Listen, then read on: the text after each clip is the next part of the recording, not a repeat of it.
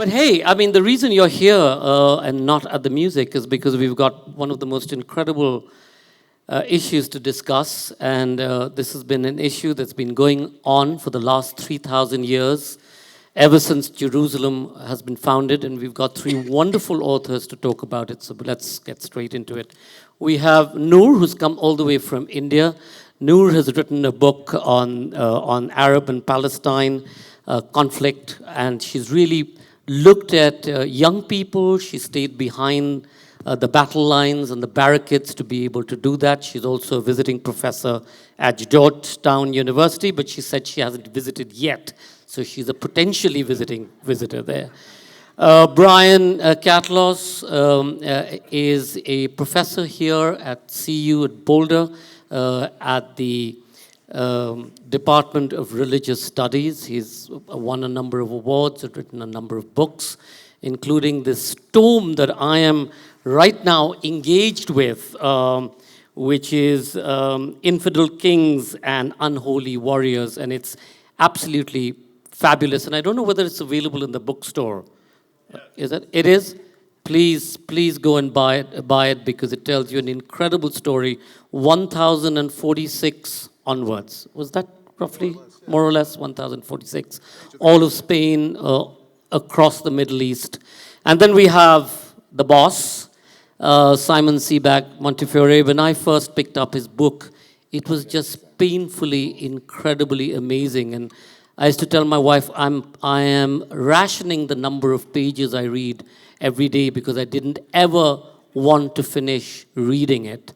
And he captures 3,000 years of Jerusalem and all the problems surrounding it. And it's a must-read, and I've always said that every pretend king, philosopher, and guide who ever wants to resolve Jerusalem should have that as his or her Bible. And I think only Clinton's actually read it. And I'm not sure whether he got anything out of it on that one, but hey. So it was too late. It was too late. So let me start, Simon, with you straight off. 3,000 years, nobody could get their heads around the problems of Jerusalem. 3,000 years later, do you see, given the context, that anything will ever get resolved in this incredible city? Well, I'm an optimist, and I believe I believe in I believe in human nature, surprisingly, for a historian of Jerusalem. But I would admit that the history of Jerusalem, which is basically the history of religious fanaticism, is not a subject which has traditionally been available or accessible to rational analysis. Otherwise, we would already have a piece there. And the one thing I'll say that's interesting is, when you see CNN or the New York Times, it's always, Jerusalem, city, holy of three faiths. But actually, when you look at the history as I have through 4,000 years or something, you realize that Jerusalem is always evolving, always changing, and it hasn't always been this kind of CNN headline, holy to three faiths. There have been times even in the last 1,000 or 1,500 years, when it's been virtually abandoned by one faith or the other. There have been moments, for example, after the Crusades, when it lost its walls, for 200 years it was really kind of a backdrop, deserted, neglected, with Mongol horsemen riding through it, through one side and out the other. Even after Suleiman the Magnificent had put walls around it, it was, by the late Ottoman period, by the end of the 18th century, in the early 19th century, it was a desert. It was a grandiose village with people very little interested in it. Even the old city, which, as you know, those of you who've been there, is tiny, was only half full. Half of it was deserted, was a wilderness. So it's a city that's always been changed enormously by outside influences, by conquerors, by the decisions of one or two politicians have changed it. There's been evolution on the ground, but also it's been created not so much by religious revelation, but by political decision And that's one of the ironic things about it. Jerusalem's a city that people don't just want to live in, they want to own. And its tragedy, its curse and its blessing is that everybody in the world thinks they own a bit of Jerusalem. And even if they've never been there. You know, in the Middle Ages, every single village had a Jerusalem chamber, in Europe, for example. And that continues today. And that is the tragedy of Jerusalem. Brian, I remember the Dalai Lama a couple of months ago in a conversation said to me, this is actually one of the most peaceful times of world history. And, you know, reading through your book, when you describe the way the Turks, for example, used to torture the people who they conquered and, you know, pulled out their intestines and put into a stake and then went round and round and round till they all started, every bit of them sort of came out. And then when the Crusaders came, you know, and they completely just decimated entire populations. I mean, has any of that really changed, or has a sort of color of it? One thing that Jerusalem represents, I think, is, and I think Simon was getting at this, is the collision between the ideal and the practical.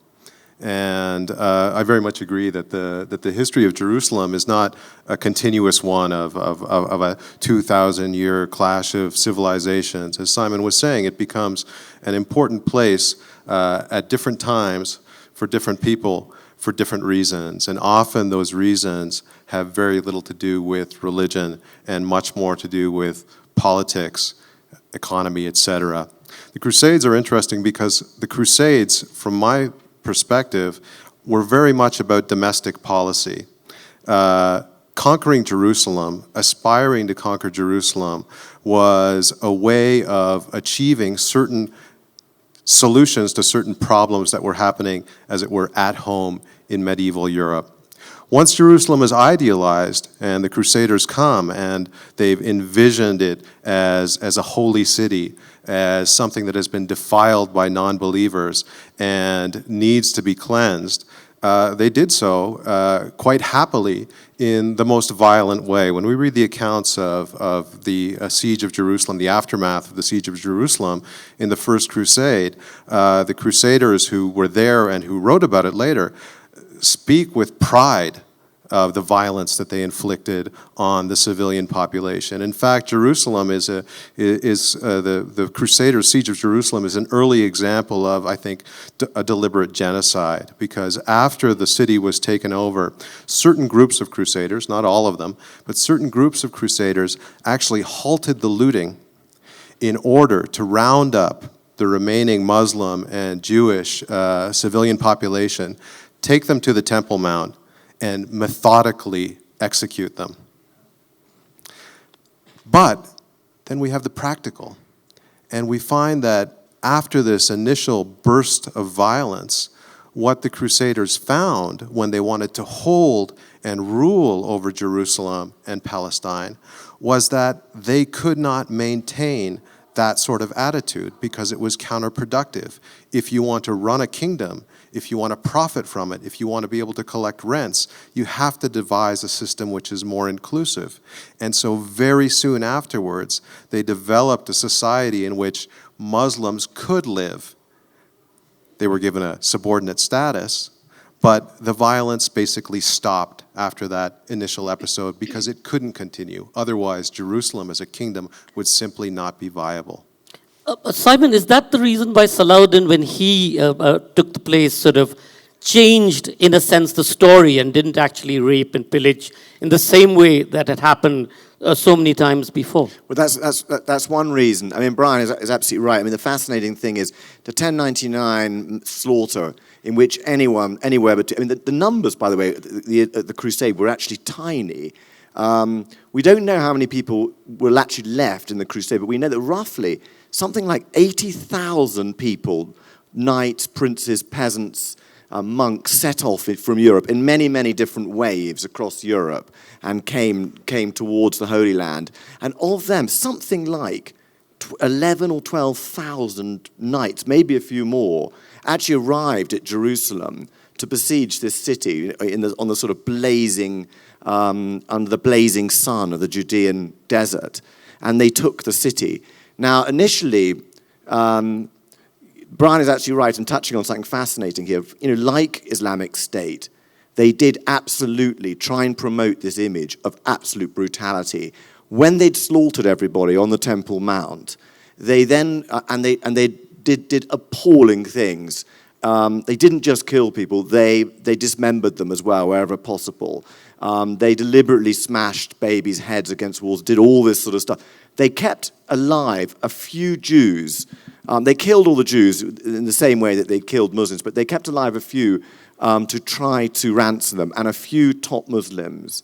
But basically, that they then publicized it on the equivalent of YouTube of the day, and boasted about this to the world, and very effectively, because the Arab leadership and the Arab propaganda, if you like, then incredibly propagated and increased the numbers, so that the numbers on most history books now are something like 70,000, 100,000, 200,000, when in fact there were probably only 50,000, maybe even 20,000 people in Jerusalem at the time. Nonetheless, an extraordinary act of absolute slaughter. When visitors visited Jerusalem 6 months or a year later, they said that the city still absolutely stank of bodies, and many of the bodies were still unburied around the outside of Jerusalem, being eaten by dogs and so on. And the stench remained for years afterwards. So the scale of it was extraordinary. When they'd done all this, they walked in their blood-spattered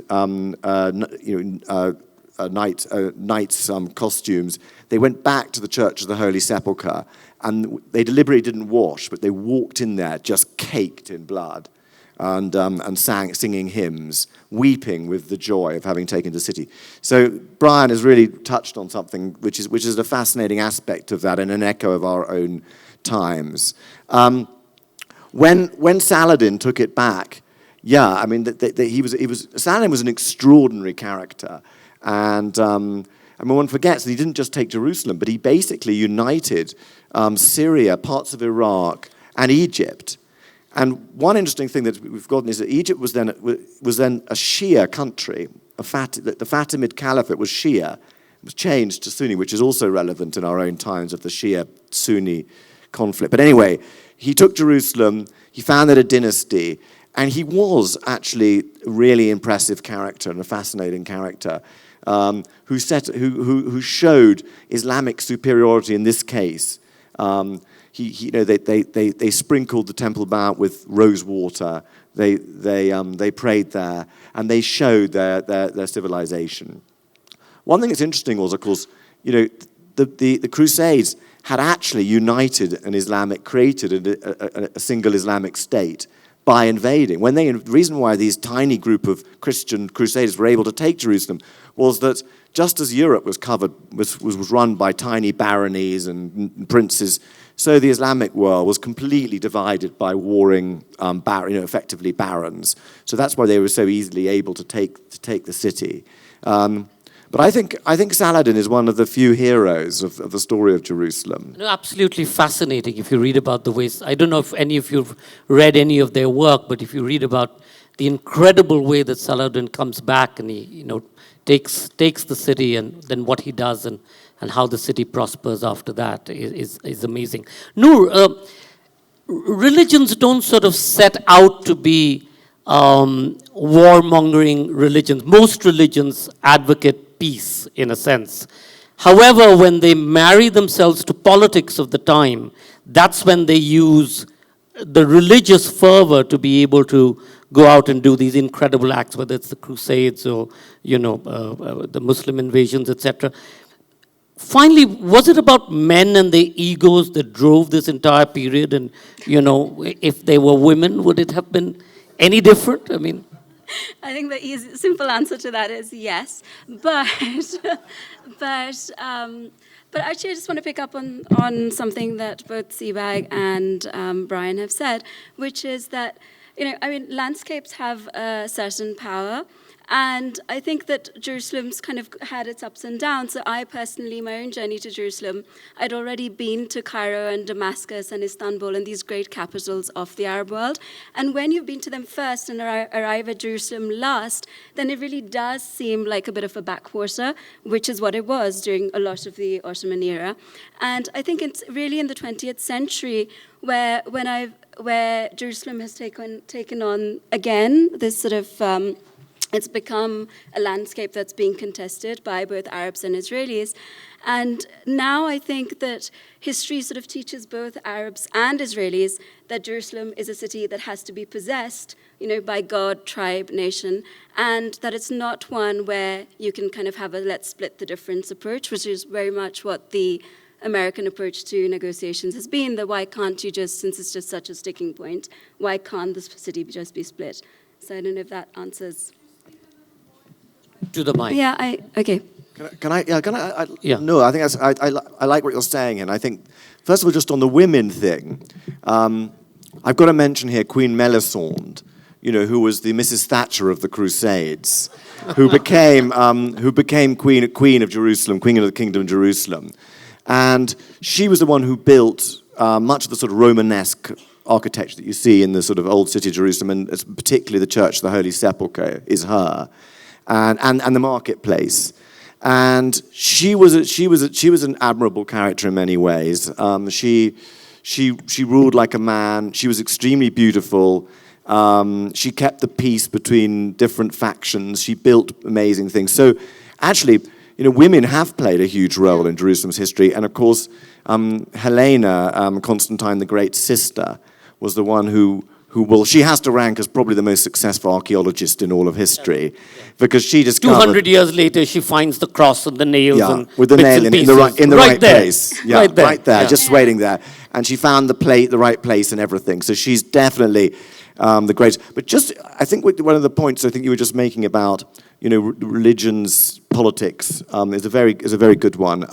The interesting thing about how all the three great Abrahamic faiths developed was that Christianity was the only one that didn't develop with a political military arm attached. Because obviously Judaism really developed in the desert, initially in the desert, in biblical mythical period, as a sort of traveling people with their religion. But it was King David, when he took Jerusalem, who gave Judaism a political military wing, if you like. And from that point on, until the falls of the temple, Judaism was a political, military, and religious faith, a force with a political state attached. Islam, Muhammad obviously started to conquer.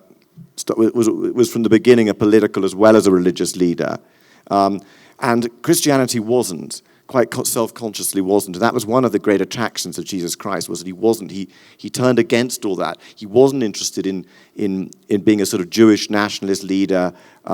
He always looked beyond that. Even though the early Christians were much more of a Jewish sect until 70 AD in the fall of the temple, they actually worshipped in the temple with other Jewish sects and were led usually by members of Jesus' family. But after that point, it was Constantine the Great's assumption of Christianity, his conversion, that he saw Jesus Christ as the God of victory, and he then made Christianity also a political military faith. So since that point, all of them have had have been both military and political and religious. I'd actually like to pick up on what Sebag's saying and also what your question was, because it was about sort of religion and politics. But I think there's also the question of actually the people in Jerusalem, and I think that there's some different stories there, because Sebag mentioned the Church of the Holy Sepulchre, and the custodianship of this church has been with the Muslim family for the last 1,300 years. With two different Muslim families, one holds the key for the first half of the night, and the second half. The church itself. The Sabers and the Judaes. Yes, and you mentioned Constantine, and of course Constantine built the church. I mean, it was built on the grounds of Hadrian's temple to Aphrodite, and I think if you go there today, I at least feel that you're much more a supplicant to Aphrodite than any of the Abrahamic faiths. But the custodianship, the family, I mean, I've met one of them, the Nusaybi's, and they get up every day at 4:30 a.m., and open the church. And the reason they have custodianship as opposed to the Christian groups is because there's just so much infighting between the different denominations that's why the keys were given to them. And they've held them for the last 1,300 years, I think, with the exception of 88 years during the Crusades. I'm going to go back, Brian, to the Crusades for a second. And if you can share, in 1095, when Urban II sort of, made his inspirational speech to sort of get rid of the Turks who had been, trying to beat up on the Christians. Can you just set the scene at that point of time? Well, the speech is interesting because, one would think that such a monumental pronouncement by the Pope would be taken down and recorded, but actually we don't have any record of the speech that wasn't written several years later, after the conquest of Jerusalem. So our accounts of Urban II's speech at Claremont are all written with historical hindsight, obviously in some way justifying what has already happened. What's interesting is at the time, it wasn't considered important enough to write down and make an issue of. And again, this was one of many things that Urban II was dealing with at this time. A Europe that was, mired in noble warfare, that was affecting the peasantry, that was, murder and violence was endemic. And from the point of view of the Pope, who saw his mission as establishing a peaceful Europe or a peaceful Christendom, he had to find a solution to that. And one solution is to take the military impulse of the nobility, because the nobility of medieval Europe, they were professional soldiers whose job was to loot and pillage, and point them outwards instead of inwards, and give them a religiously justifiable mission on which they could do what they do best, which is raping, looting, and pillaging, and feel good about it. So that's kind of the scene in Europe. I think that much of what happened in the Crusades is actually collateral damage. And I'd like to go back to something that Simon mentioned, because he mentioned ISIS. And usually I hate talking about ISIS because everyone always asks me about it, and I'm a medieval historian. But what I find interesting about ISIS, now that I think about it, having heard the panelists, is how, ISIS isn't making an issue out of Jerusalem. Right? ISIS is supposedly an Islamic movement, but it's not making an issue out of Jerusalem. And if we go back to Salah ad-Din, and I think really the difference between Salah ad-Din and most of his contemporaries on the Christian side was the fact that he won and he had great PR, right? So everything we hear about Salah ad-Din is from the point of view of his supporters, and he won, right? But he and his predecessor as sort of warlord of the Seljuks and their affiliates, Nur ad-Din, made Jerusalem an issue deliberately as a way of solidifying their own base and being able to expand their power within the Islamic world. It gave them a common enemy. So it's kind of a reflection of what happened in the Crusades. What's interesting for me is that ISIS hasn't made Jerusalem an issue. So maybe not yet. But I think that maybe it's because, as you were saying, they've done such a good job from their own point of view in terms of selling themselves that they don't. Usually the people who need to make Jerusalem an issue are the ones who are seeking legitimacy, and I think the Arab autocrats, therefore, have always made Jerusalem an issue for that reason. Whereas if you actually spend time with people on the street in the Arab world, and I think especially after the Arab revolutions, people are much more interested in what's happening in their own countries as opposed to talking about the Palestinian cause. And there's always been this disconnect between sort of the elites, leadership, as well as the people on the ground. And I suppose that sort of, in a way, you were saying that about ISIS as well, that they've got their own propaganda machine for which they haven't needed to quite use Jerusalem yet. Simon, going back to Jerusalem, those streets, and I don't know whether any of you have been to Jerusalem, but it's just a must go. Egypt, Jerusalem, Jordan, just go there, drop everything, don't come to the festival, buy a ticket. But those streets, every cobblestone on those streets across centuries have seen so much. Every stone has a story to tell. And in that complexity, where civilization upon civilization has created this incredible history and mythology. Today you're saying different people claim the city, either from all the way down, where they're, excavating and saying that because this was underneath this, this is ours.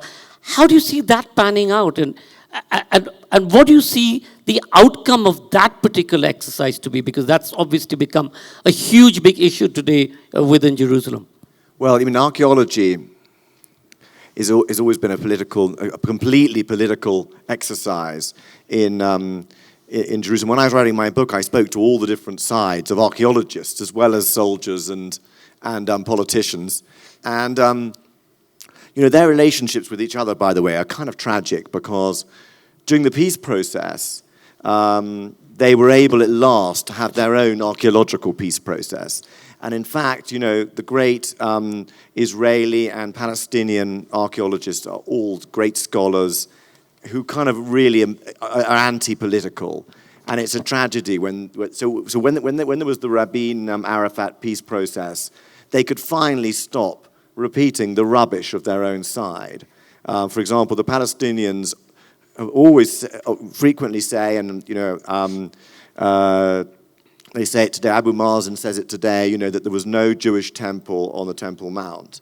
There are, of course, many politicized Israeli archaeologists who propagate all sorts of rubbish about King David's temple and where it was, and there's this King David's garden where they're building this kind of Disneyland, Jewish Disneyland, and so on, which is a very mixed archaeological authenticity.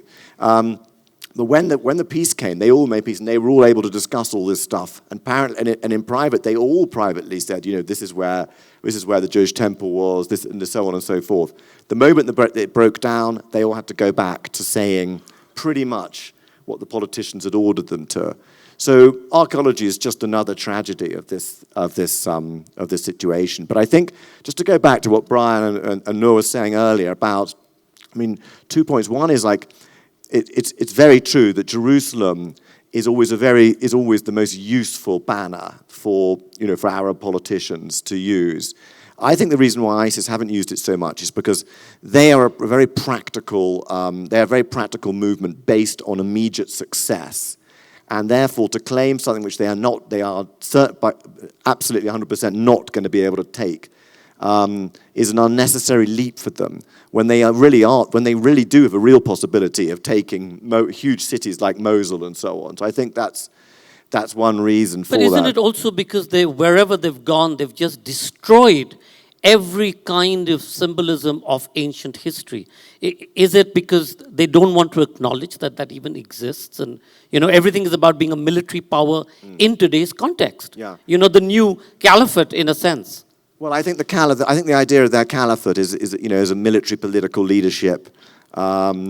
Does go back to the real caliphs were very interested in Jerusalem, and so I think if it was a more of a practical goal, they would do that. And I think one thing that we've all touched on this is the huge difference between the reality of Jerusalem, the practicality, and the dream of Jerusalem, which is so emotive to people in so many different worlds, so many different places. But how many of you have actually been to Jerusalem? Okay, a lot. So you'll know that exquisite and beautiful and holy as Jerusalem is, it is also one of the most chaotic, filthy, angry cities in the world. There are more angry people in Jerusalem than virtually anywhere else. And that's why the ultimate manifestation of this difference between reality and the dream is the Jerusalem syndrome. The Jerusalem madness, the madness that is peculiar to Jerusalem. And when I was writing my book, I was fascinated by the Jerusalem syndrome, and I looked into it, and I discovered that I was there in the millennium, and in the millennium there were hundreds of patients in the Beit Shaul mental asylum, which is of course the world center for treating the Jerusalem syndrome, and so I read up about it to find out if it was kind of real. And of course, if those of you who've been to Jerusalem will notice that there often are kind of crazy characters in kind of white shawls dancing around all the time in Jerusalem. And they are not all Donald Trump. They're not all Donald Trump. And I remember that I started to read up about it, and I read up about the signs of the Jerusalem syndrome if you were a tour guide. And there's a very learned Californian, lot of psychiatrists who've done a lot of work on this, and they've produced a guide. So if you're going to Jerusalem and someone in you're a little worried, and you're a tour guide, and you're a little worried that someone in your group is beginning to show these signs, this is what to look out for. First of all, the fetishistic cutting of nails, of toenails and fingernails. 2, the fetishistic cutting of hair, keeping the trimmings. 3, the using of hotel bedwear to simulate the creation of toga-like robes. 3, the going in this robe to a high place. And 4, well, if you haven't stopped them by now, it's too late. The last one is of course, giving a sermon from a high place. So if you're on one of your trips and you just see anyone start to use the hotel towels in the wrong way, you need to call for this asylum. Brian, you were saying. Well, what's interesting is, as a medieval historian, that sounds like a description of any saint. Because that's precisely what they did, except they weren't considered crazy, they were considered touched by God. That's a sign of the times, I guess. Nur, coming back to you've done so much of work with Arab youth, having lost, in a sense, their city of Jerusalem, and today even praying at the Al-Aqsa Mosque is quite a problem on Fridays, depending on which guard is guarding, on what's the height and whatever. What's their sense of, what is it that they want? Do they want peace? Do they want to take Jerusalem? Are they happy to, how do they see it? Well, after Sebag's description of the Jerusalem syndrome, I think one can understand why one wouldn't necessarily want to take Jerusalem. I think amongst the Palestinian youth that I've spent time with, it's actually they're not that interested in religion. What comes up repeatedly is this issue of the economy. I met a young Christian woman in Bethlehem, and she said, our real problem is that the problem of not having a country is that you have, she started quoting Marx and saying that, in order to have development, you need to have production, but actually, what's the point of producing anything if you can't move it? And there's no freedom of movement, there are no borders, and of course, there's no Palestinian country, and everything is, the borders and the money is controlled by the Israelis. So I think their concern really comes down to this, rather than to trying to possess Jerusalem. I'm just saying that we have a problem with time. I'm going to open it up because I know there'll be hundreds of questions. But very quickly, looking forward, crystal gazing, what do you see happening? Do you see the politics of the age taking over? Do you see politics being set aside? Do you see the situation being resolved? I see much of the same, unfortunately, for a long time. It's one of the weirdest things, because we're so brought up on this story that we've been so kind of told, in the media coverage that, the outrage of Jerusalem, the outrage of Israel, the plight of the Palestinians, all of which are valid things. As a historian, I think Brian touched on this at the very beginning of the session, and it's a good way to end in a way, is, as a historian writing about this is one of the most peaceful periods of Jerusalem's history in 5,000 years. When you look at this, when you look at even Israeli rule, it has been one of the most stable periods for this, and for this region and for the city itself. When you look back and look at the things that have happened in Jerusalem, now this is a relative thing. Doesn't mean it's a great experience to live there. Doesn't mean that it has justice. It's just a fact. And so I just foresee that this will continue. The big question is now: is the idea of a two-state solution increasingly obsolete? Is it one that can now increasingly never happen due to the settlement building and so on? Is it one that the Palestinians really want now either? And I think that we may just continue to see the situation that we have at the moment go on for many, many decades. I would agree with Simon. I think the prospect is really for more of the same. And I think the reason is that Jerusalem, because it's at once a place, a normal place where people want to live their lives as they would anywhere, but it's this idealized place as well by people of different religious cultures, that it embodies both the necessity and the impossibility of compromise. Because in order to exist on a daily level, on a human level, one has to compromise, and one has to be willing to set aside differences of identity and differences of politics, etc. But on an ideal level, of course, that sort of compromise is impossible because the ideal level is about absolutes. So I think that it's going to keep teetering back and forth, and when it becomes important politically, as it is now, we're going to have tension and violence. When it's less important politically, then it's going to drift back into a sort of the same stasis that it's been between these episodes of unrest. Nur?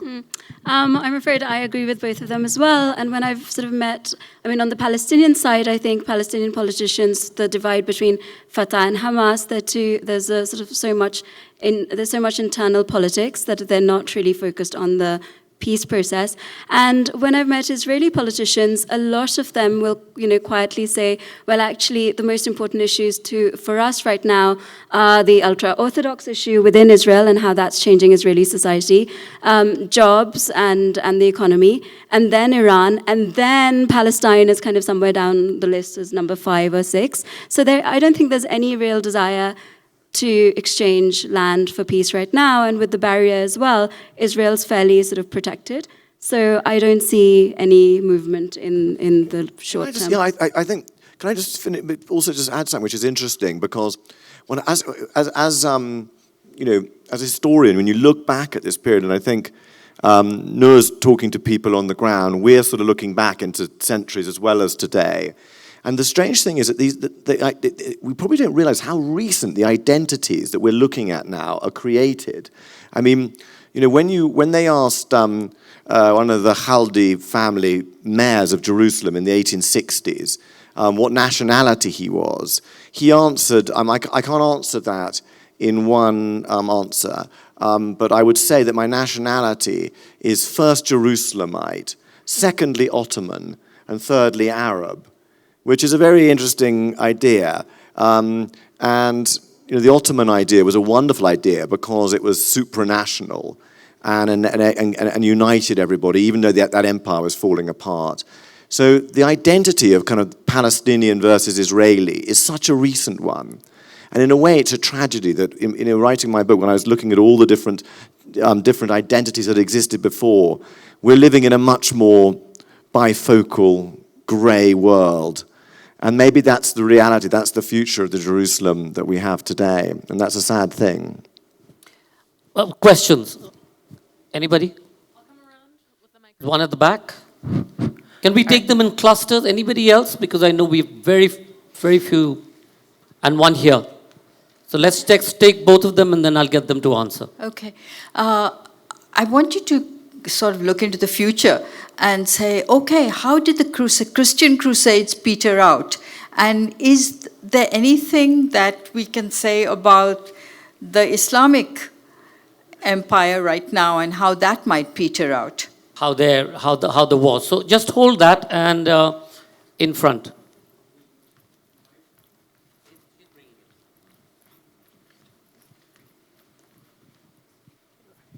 It's more of a comment, a perspective that we didn't come up in the discussion.